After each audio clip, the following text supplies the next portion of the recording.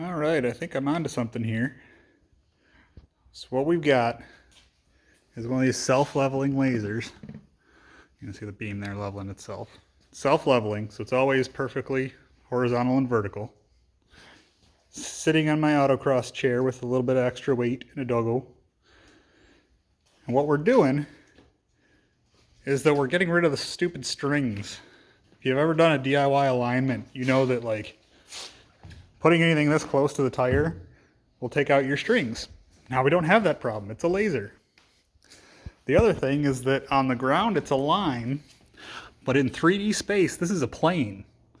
So what you can do is you can just grab your trusty little ruler, mark, and because this is actually a plane and not just a line on the ground, you can measure at any point on your wheel and know exactly what the measurement is.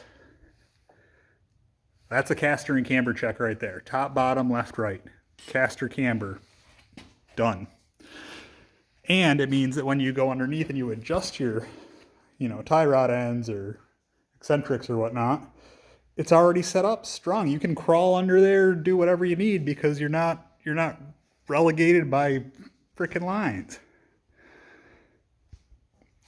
This is awesome. And on the Miata too. So first I set this up using the center line of the car. That's why I've got lots of tape markers on the ground. Subframe bolt to subframe bolt, mark the center of it, drop that down on the floor, measure out to the sides equidistant, make sure that you got, any radius and whatnot, so use a straight edge and laser level and all that fun stuff. Only to find out that the pinch welds, at least on this Miata, you'll have to check your own, are perfectly straight. They are perfectly in line to the millimeter with the dimensioned out center line to outside straightened up numbers.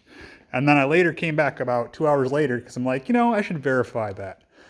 And just use the pinch weld measurements to set up the laser. Using the pinch weld measurements to set up the laser, and then using a tape measure on each end of it, doing the same for both sides, down to the millimeter, exactly the same, front and rear.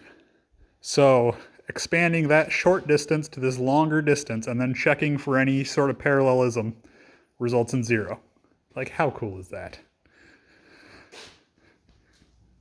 So yeah, if you want to align or set your toe, maybe your camber too. I personally prefer a digital camber gauge just because it's a lot faster, but you could calculate out, what is it, tan to the -1 of like the bottom minus the top measurement divided by the wheel diameter.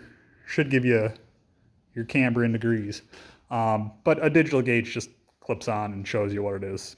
But you can get toe and camber of all 4 wheels in about 20 minutes. This is great.